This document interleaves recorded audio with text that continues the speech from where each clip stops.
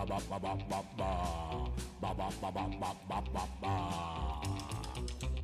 a bat or a rat or a cat. I'm not a gnu or a kangaroo. I'm not a goose or a moose on the loose. I am a mole and I live in a hole.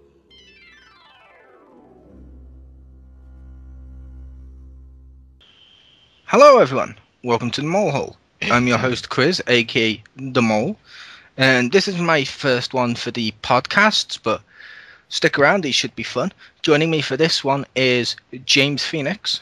Booyakasha! Yep, and we're here to review the new / slightly old, because it's 2012, 2013, first season of Ninja Turtles, aka Nickelodeon's Ninja Turtles. Yep. So first of all, let's talk about the look of the show before we go into the more meaty sections. What do you think about the effects and the look and, like, the, for lack of a better term, the choreograph for, like, the fights and stuff? Well, it's an animated show. I mean, I'd say overall, I think the show looks really good. I was a little iffy about this animation style when I first saw the previews, and I wasn't sure exactly how that was going to mesh with some of the other characters we know appear in the show when we first saw the Turtles, but it's really worked out well. It's sort of a weird pseudo... It's kind of combining the different feels of the Turtles. It feels a little bit like the 80s Turtles, but it's modernized so that it's got that sort of slightly campy feel, but there's also a more serious edge to it, and the look reflects that. Because the Turtles themselves are kind of campy. They got some of those... they often employ those ever so clever anime... emoticon things, and meanwhile the city around them is very dark and edgy, kind of a feel of more like the 03 series or even the comics. So they really combined a lot of different aspects of different Turtles to make the show, and I think it came out really well. The fights always look awesome, whether they're fighting the Krang, the Foot, whatever. They always look awesome in fighting. I think it's pretty realistic the way they fight, and I think the way they made the whole show, the appearance of the whole show, really made it both unique and familiar at the same time. And I think that's why it's doing so well, because it's unique, which is attracting the children of today, but it's familiar, which is attracting our audience, the older Turtle fans. So I think that's why it works. Yep. I will also say, if you look at the first season, which is what we're here to review, and you look at the look of it and stuff, about mid-season, as they call it, through it, you notice a slight change, like the animation quality goes up a notch, and the fight sequences suddenly go up a notch to being a lot more fluid and feeling like, whoa, that's a cool fight, which I kind of like that. It's like they're constantly working to improve themselves. They're not just going to become, content to just stay with one particular look all the way through. And yeah, they constantly do like little heads up with the looks. Like, they do it throughout the whole series, which we'll get into a little bit in a sec, but they do loads of like little heads up visual stuff from like the old Turtles, from the comics, from like the 2003 series and stuff. Like, I absolutely love it that when the Turtles are at their most serious, no pupils. I love that, because I loved the pupilless Turtles. That's how they should look, kind of, and I like that. Whereas when they're having more fun and they're normal, you'll see the pupils and stuff, which is just kind of cool. And I love the fact each turtle looks visually different. Yeah, that's pretty cool that they gave them a little distinctiveness, and I think that same idea, I think we're going to see that also in the upcoming film, that they kind of picked up on that idea as well and put even more distinctions in between the individual turtles. The company making the upcoming film has also picked up on that need for distinctiveness to make them unique, and that I believe, having seen the images of or some of the figures and things for the upcoming Turtles film, I think that they put even more distinctiveness in the different turtles to give them more uniqueness and different qualities, both in physical appearance and in personality. Yeah, although I'd say this one did it better, where like you've got like Raphael with like the slight cracks in his shell, Michelangelo with like the more cutesy face, unlike the footage from the new film and what they've shown with the Turtles, where like Donatello has the nerd glasses, and it's like, oh god, that's almost painful to look, kind of. But let's talk about the particular characters in this one, like the main few at least. Anyway, what did you think about how they did the Turtles? It's different, but it's good. Um, when I first heard, of course, like most of us, when I first heard that Rob Paulson was going to be voicing Donatello and not Raphael, I was a little iffy on this. And when I first heard it, I wasn't sure I really liked Donatello's voice and the overall, the whole personality they gave him specifically with the whole he's falling in love with April and everything else. It was weird, but it grows on you. And I thought that really was a great. They really built that character well as they were going with the showing Donatello's, the geekier side, but that he still, cares for his brothers. And he's got the side where he's got in love with April. It gave Donatello more of a personality than just I'm the gadget dude. Because I think of the original Turtles in some of the earlier series, Donatello is probably the least developed of the four. Yep, I will say this is my favourite version of Donatello. For one reason, and it's more evident as the series goes on through Series 1. Mm-hmm. He has a backbone. Previously, it's been like, oh, you're in the nerd, and they sort of slap him around or insult him jokingly like brothers do, but he never really stood up for himself. Whereas he constantly comes out with sarcastic comments and all sorts during this one. Like, I loved it where, like, Leonardo's about to fire the gun down to hit the crank portal, boom, and it activates, and Leonardo's like, it's got a force field? Why didn't you tell me it had a force field? When he's looking at Donatello, Donatello goes, I don't know, maybe because I wanted us to fail. I didn't know! And I'm like, that's brilliant. And a few times he makes those kind of comments when everyone's saying it to him. I love the fact, like, people will say, like, oh, yeah, this is... And he's like, no, this is that. And they're like, that's not helpful. I didn't say it was helpful. I'm just being accurate. And it's wonderful. I kind of love what they've done with Donatello. They've made him wonderful. And the crush on April, which we'll go into a little bit more later on a bit, but I don't mind it, to be fair. I don't mind it. It stands to reason that would happen.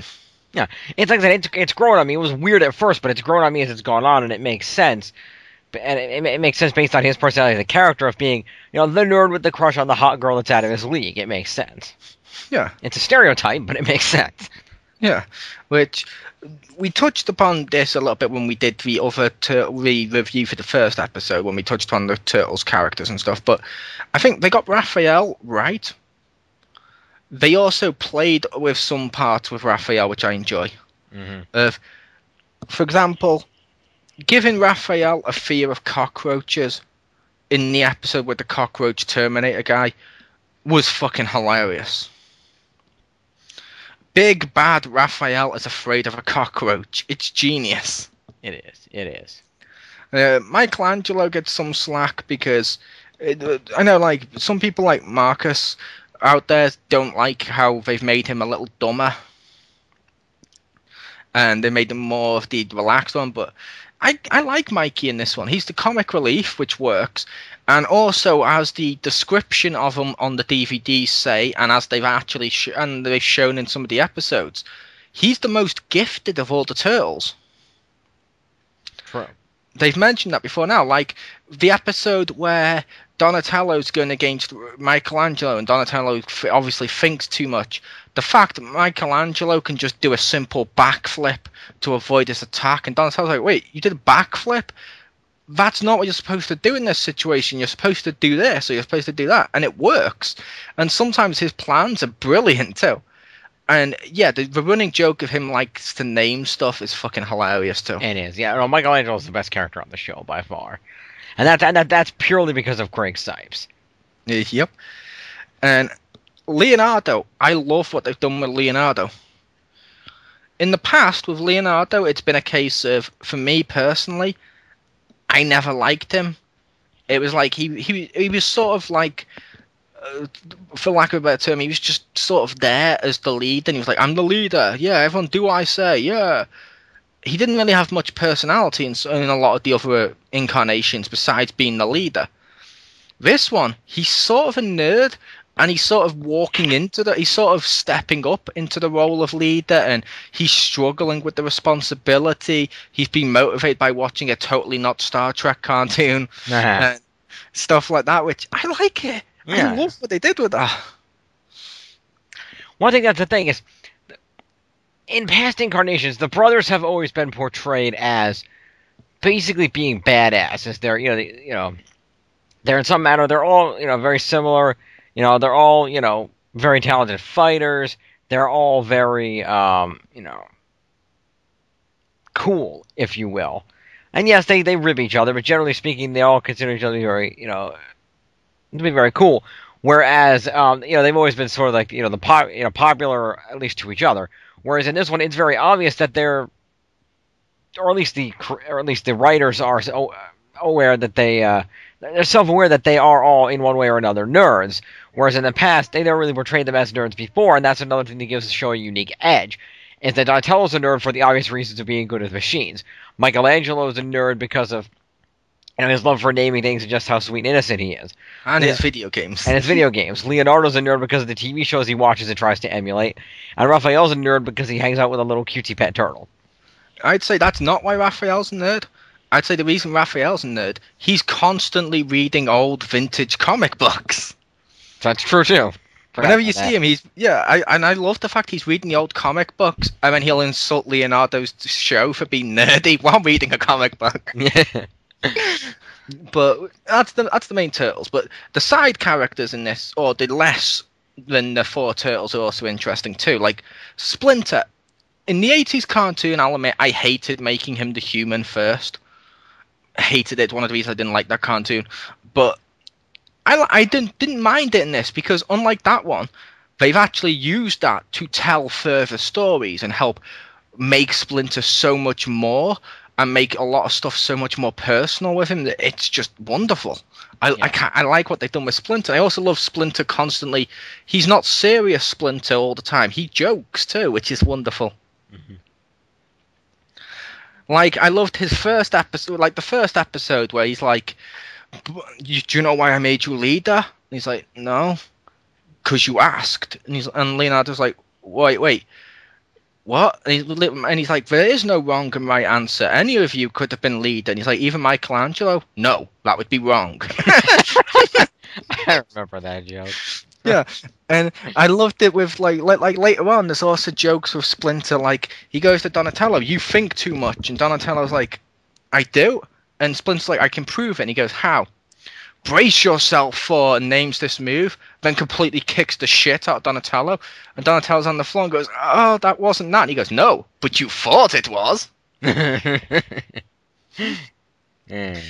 And Splinter training April as well is wonderful. I love the relationship between those two. Yeah, that's the advantage. Sorry, go ahead. Sorry, I was just going to say, like, the scene I absolutely loved of April's training with Splinter, and she's like, now when do I get a weapon? And Splinter's like, but you already possess the greatest weapon a ninja has, his mind. And April's like, but come on, when was the last time you saw a guy beat someone round the head with his mind? And Splinter's like, good point, let's get you a weapon. And I'm like, that's brilliant. That's good. Yeah, it's really great because of how they wrote April for this particular one, because unlike most of them, she's actually the same age as the Turtles in this one. I think it works much better. Granted, I think she was pretty close to the Turtles' age in the 03 one too, but they were all much older in that one. But the fact that she is, because of her situation, because she is still, a child that needs care, but because of the situation with her father having been kidnapped by the Krang and shit, and she spends time in the turtle lair with the turtles, which even in the 80s show, she was only there once in a blue moon. So it's pretty cool that she can actually hang out with the turtles outside of just showing up in a fight and having to be rescued. She, we can explore the characters, she can interact with them, and there can be these relationships, whatever. Seeing her train with Splinter is equally cool. Yeah, it's like the 2003 April. Yeah, she was a little older than them, but she was around the same age, because they were like late teens and she was like early 20s, which is close. It's close, but they have the elements of the cool bit to her. They have the yellow from the 80s one, which is the only thing I would keep from that April. And they have the parts from like the comics and stuff of how resourceful April is, because it's like, okay, and I understand it because it was her job, but in the 80s one, constantly she was the damsel in distress. Mm-hmm. In this one, she's managed to save herself before now. She's been the damsel in distress once or twice, but she saved herself a lot as well, which I like. Well, the thing about the 80s one is everybody knew that, because the Turtles Forever, and I quote, but first we gotta save April. Yeah. Which that was kind of good. And I'll be honest, when we're talking about April, I love April. The look of April, at first I was a little weirded out when they made her younger, and I was like, but I can see that it has potential. Watching it and seeing the potential and seeing how they interact with her and stuff is wonderful, because the other aspect you've got, which you didn't have before, is Splinter now thinks of her as a daughter he's always wanted, because he lost his daughter, which is wonderful. And the look of her, and how she interacts with the turtles and stuff like that is fun, and she's even slightly nerdy herself. Yeah. Because who can forget when she goes off to investigate for the turtles, and she holds up her student ID badge as a fireman's badge, and you can see the picture of her on the front, and she's got like covered in acne with braces and stuff, and it's wonderful. But I do like April. Yeah. But until spoiler alert, she becomes the ultimate weird DNA pawn of the Krang. That's in season 2, really. Yeah. I mean, at the end of season 1, they were playing with it a bit, so you knew it was there. Season 2, she's like half Krang, half human. But if they go somewhere with it, it could be awesome. I have faith that they can go somewhere with her, because she's also interacting with Casey and stuff as that goes on, which is cool. But for this one, what do you think about the villains on this show so far? Besides the obvious, Shredder looks fucking awesome. Well, yeah, Shredder looks fucking awesome. We know this, and he's got an awesome voice actor to top that off. And he actually is portrayed awesome. It's not like dying on turtle soup, run away. He actually kicks the shit out of him. Yeah. But it's not like psycho obsessed kick the shit out of him like the 03 Shredder. Oh, it was like the 03 Shredder. When his first fight with them is almost similar on the rooftops. Is it? And then he becomes obsessed with him as the series goes on, which this Shredder looks like he's going to be. Which that works for Shredder. It totally works, and it still keeps his personal stuff with Splinter. See, based on the family, I don't know if he's just the Turtles. I think he's obsessed with Hamato Yoshi. Yeah, he is, but I can see that becoming more obsessed with the Turtles when they keep foiling his plans. Fair enough. But yeah, those are good. I find it hard to have an opinion on the Krang, simply because I like the concept of the Krang are basically the Borg. I thought without the assimilation, I thought that was kind of cool. But at the same time, so you go. I like the fact that they're like the Borg. They're these units that have this collective consciousness. They think together and whatnot. They're in cyborg, but these cool looking cyborg bodies. I like all that. But at the same time, they annoy the fuck out of me. See, I'll admit I'm the kind of the opposite with that. I love the fact that they're clearly based on the Ultrons and shit from the comics and stuff, which works. They just named them Krang because of the 80s crap. But it's a case of, I love how they talk and stuff, and I love when the Turtles insult how they talk. Yes, that's hilarious. Like, one of my favourite ones is Leonardo. When Leonardo stood there with all the Turtles, and he goes, "Stop!" Or "Halt!" right there, and then Krang's like, "No, the ones called Turtles will not be halting the ones called Krang." And Leonardo goes, "No, incorrect. The ones that are called Krang will in fact be halted by the ones that are called Turtles." And then stops while everyone's just looking at him. He goes, "Just get them." And I loved when, like, they're fixing parts of it, and Leonardo goes, "Yeah, what's with those Krangs?" and does an impression of them, and everyone's just staring at him like, "That's not funny. We're doing work right now." And Leonardo just goes back down going, "Yeah." And I'm like, that's a wonderful. Yeah. I mean, I don't hate the Krang, if that makes sense, but yeah, I like Dog Pound and Fish Face, or whatever he's called. Yeah, who the hell knows? Yeah. As much as I like Mikey's nicknames with all these guys, it's hard to keep track. It is. I liked those two. I thought they were much, much better than Rocksteady and Bebop.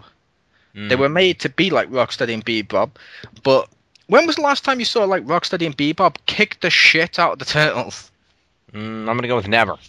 Yeah, where you've seen Dog Pound do it in human form and in Dog Pound form. Yep.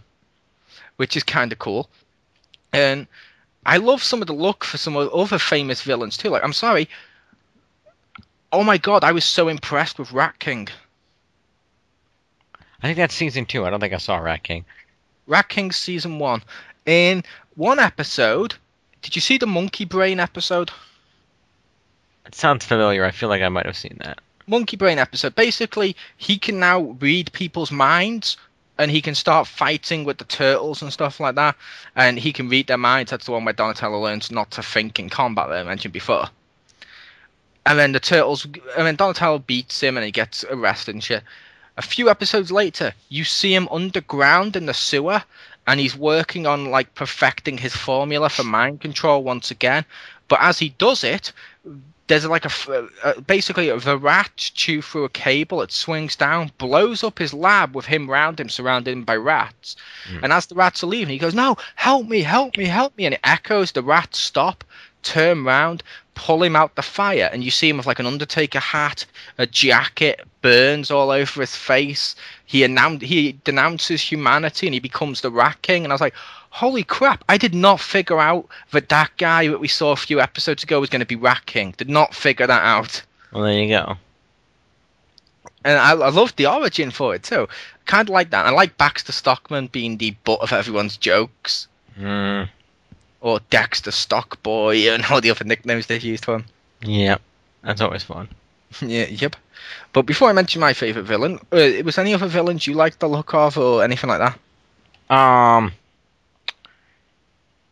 Yeah, I really, the one that stands out is the one, what one was it? Oh, crap, I forget what it was. There was like, I can't remember what Mikey called him, but it was the one where, like, I think it was it like a bug or something merged with some of Donnie's tech and became like some big techno bug thing? That's the cockroach Terminator thing. Is that what it is? Okay. And I'm not sure if he actually named him. I think he kept calling him Spy Roach because of what Donnie named him. That's it, Spy Roach. That's the one. Yeah, Spy Roach. Yeah, when he kind of turns into the Terminator and keeps going after Raph, he tried to kill him. Yeah, that was hilarious. I did love that. Yeah, I like Spy Roach. My favorite villain, which she's one of my favorite characters in Turtles anyway. I love Karai. Karai's great too, but she didn't actually premiere in this. I mean, we saw her a little bit near the end of season 1, but she didn't really get going until season 2. She came in season 1. About halfway through season 1 when she first meets Leonardo and they have the will they won't they love thing with her being his Catwoman. And then the end of season 1 when it's revealed, spoiler, but wait for it, she's Splinter's daughter, the one that disappeared in the fire with Shredder. And when it's revealed, Splinter's like, no, and he keeps calling her name. She's like, my name is Karai.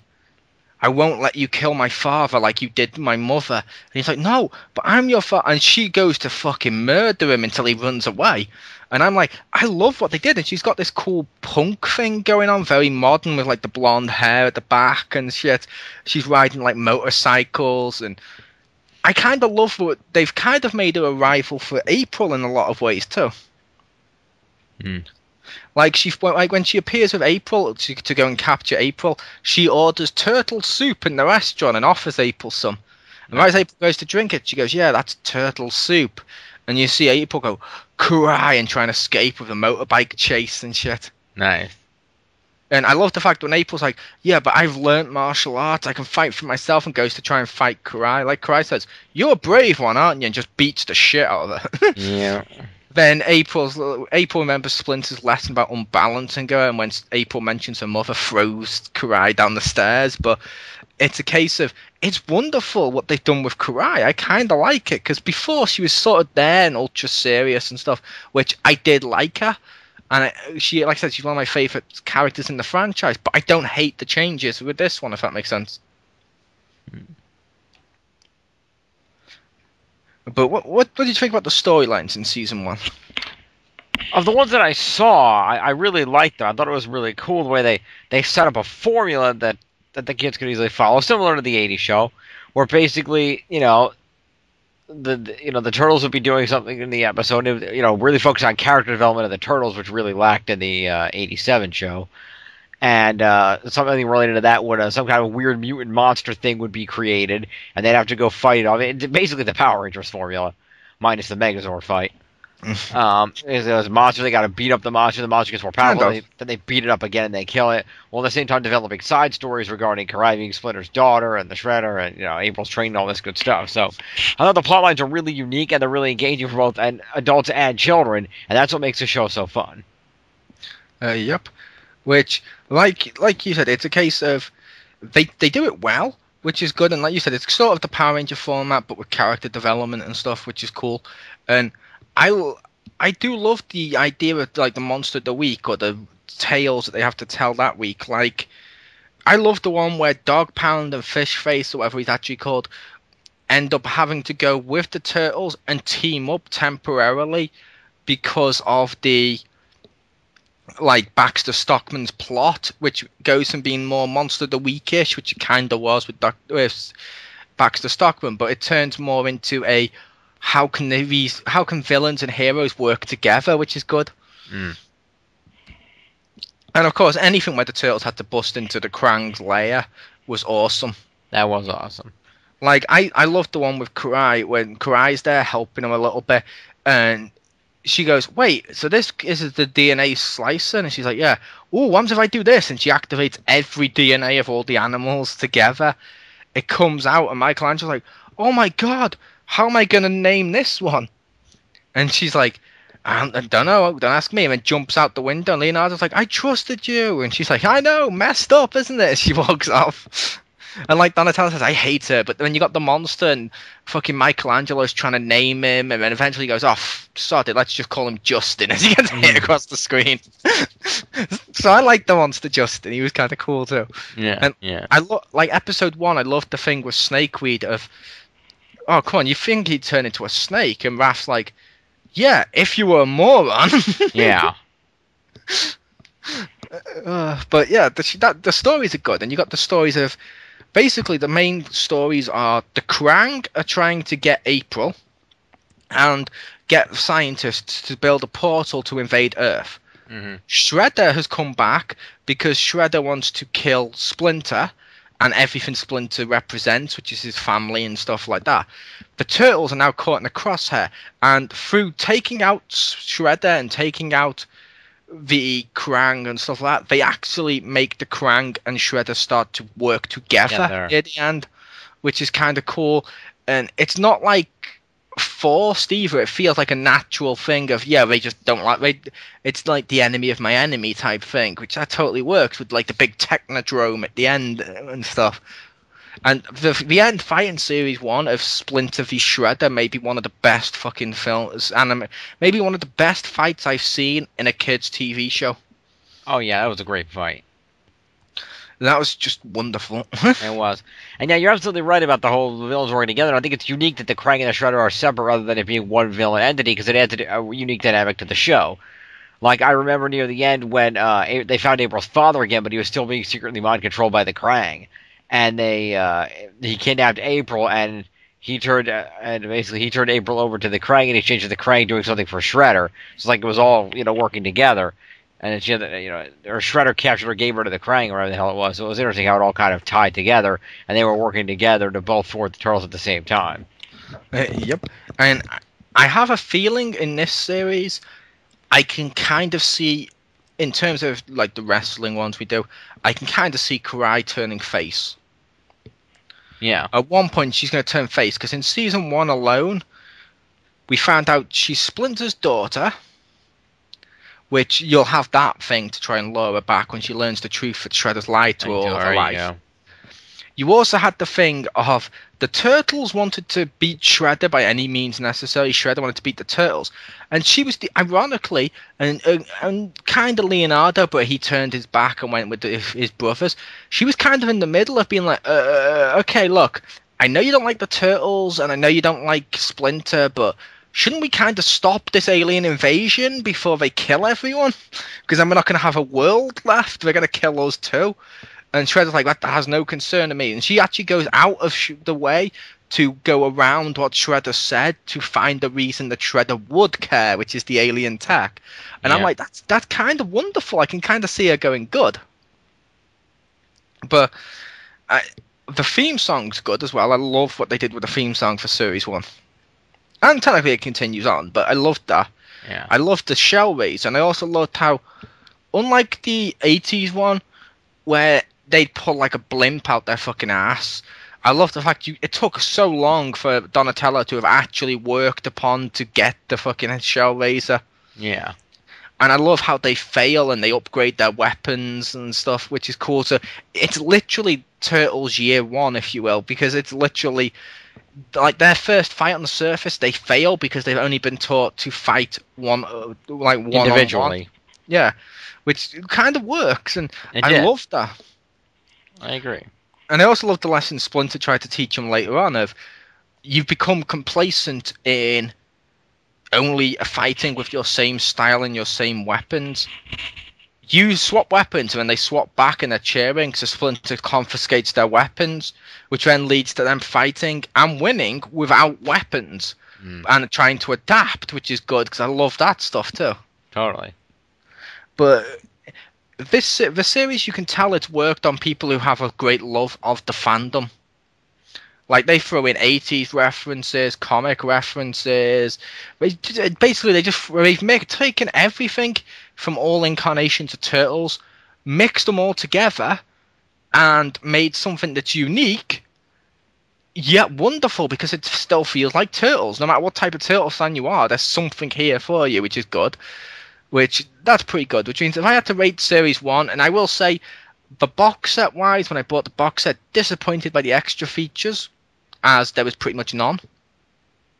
There's showing you how a scene was made, and there's a comic on there based on the show, not like an actual Turtle comic, where, that's kind of cool. It's in part, but it's kind of cool, but I would have liked more, like interviews with the voice actors or something. But if I had to rate this show, I'm going to give it a 9 out of 10. I'm going to have to say the new Turtle series may be one of, if not the best show on Nick right now. If it's not the best one, that'd be the Rabbids Invasion, but I'd probably go with Turtles being better quality over that too. I'm going to say Ninja Turtles best show on Nick right now, which is fucking awesome. Can't get enough of that show. I can agree with that. I agree. It's certainly not 10. It's a really great show, and it really draws, like I said, draws in fans of all ages, and family, adults and kids can watch it together, which is great. There's intellectual storylines that stimulate the kids that they can watch along with and figure out. The characters are great. There's both the dark, serious storylines and the funny joke stuff in there. It's got a great balance. The voice acting is great. It's all around. It's just a wonderful show. What would you rate it? Like I said, I would probably agree about a 9 out of 10. I agree with the rating. Ah, cool. I will also say, because I've watched it with my nephew as well as watching it myself, I love the fact this show doesn't quite hold your hand like other kids shows do. Where they don't expect, they're like, okay, it's a kids show, we don't need development. Because it's like, I was talking to my nephew earlier, because we watched one of the season 2 episodes when it was on TV when he was here, and he mentioned to us, and he was like, yeah, I've seen that one last week. That's the one where April learns that she's half Krang, half human. And he can tell me all the fucking subplots, like Karai being Splinter's daughter and how Shredder's lied to her and all that. And he can go into depth about all these storylines because the show hasn't gone out of its way to say, look, it's a kid show, we don't care. It's actually like, look, kids can follow storylines, which is good, and it shows that they can, and I like that. And as a result, it makes him more invested in the show because it doesn't hold his hand, if that makes sense. Exactly. Which I like it, but I will say thank you for joining me, James Phoenix. Not a problem. And catch us next time on The Mole Hole when I'll be reviewing The Ricky Gervais Show with Anastasia Laserbeam, and I will also be reviewing WWE Slam City with Marcus Shadow, James Phoenix, and possibly more like the Queen of Hearts Tiff. Very nice. Peace. Booyakasha!